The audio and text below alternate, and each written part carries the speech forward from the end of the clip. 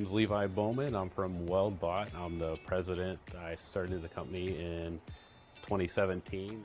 Today we got a FANUC CRX Series Cobot, a Co for collaborative. It's just another level of safety, and that's something we definitely want in the student environment.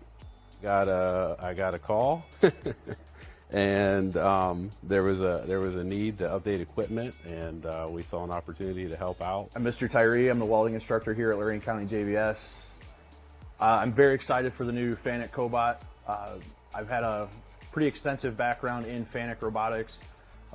They're probably one of the most user-friendly robots on the market, and with them being the most common robot on the eastern seaboard of the United States, I think it's a very applicable thing to have here on the premises here in the lab. It's another tool in the toolbox. As they have a skill set, they are more valuable, they make more money, they have higher probability of finding work, and these are going to become prominent in the manufacturing world, and they're going to know how to use them. So it's another tool in the toolbox, if you will. Hi, my name is Tyler Polarchuk. I'm a senior in the Welding and Fabrication program here at Lorain County JVS. To me, this robot that we have here is actually kind of inspirational, just because it's showing how far welding has came from where it first started to now being automated.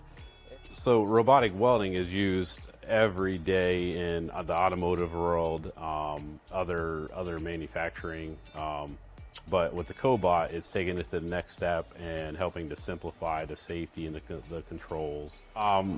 So with the partnership of Weldbot and Lorain County JVS, we are really looking forward to getting the students properly trained to be competent and successful in that market.